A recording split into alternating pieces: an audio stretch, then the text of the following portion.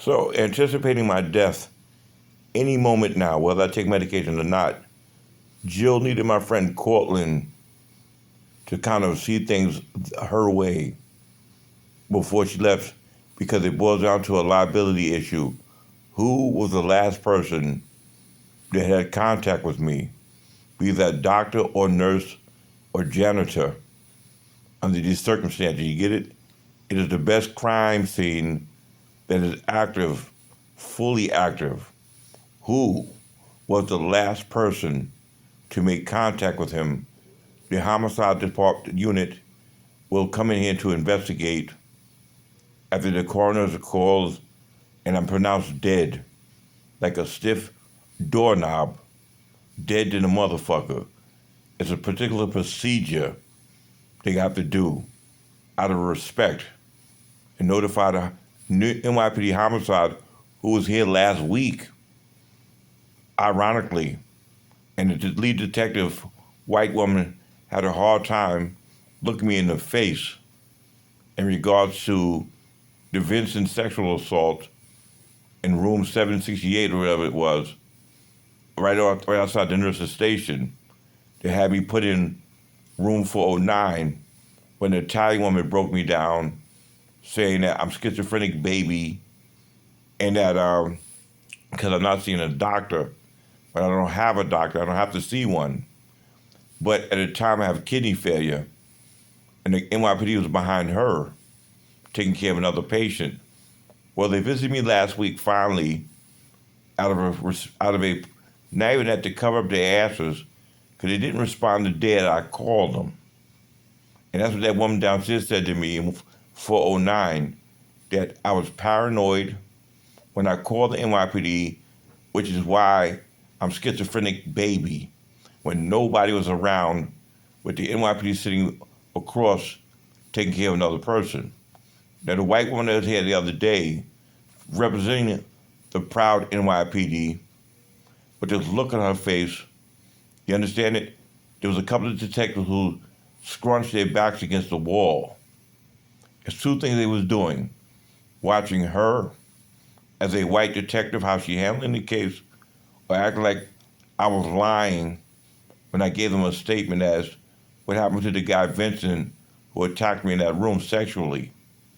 That it took them over a month to respond to, but to have a record that I was able to talk, you get it, to cover themselves, because my death is anticipated and it is counted on to take place.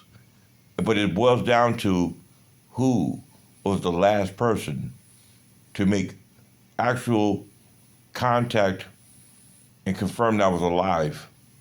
And the NYPD made that, if it would have happened when they was there, they would have got in trouble. They would have asked them, like last week, or when they came, well, what happened? Why did he die? That's what people are scared of. They're juggling, trying to find somebody, you understand, who's willing to take the responsibility. So Jill brought in Andrew just now, the guy who had me medicated when I had the right to say no. He created an argument. Now they just sent in Ashley, who was very nice, doing her best. Don't want to be the one. She gave me the medications, and that was important, right? But the medications is what keeps me connected to my abusers. They don't know how to separate unless I'm being hit, abused, tormented, conflicted, whatever you think about. But they need to find somebody to beat me off, to beat me down, to take the full responsibility as the last entity that had made life connection with me, and have them write up the report. And what they'd love to hear is he refused to take the medication. So what I just told Ashley just now, these are the rules.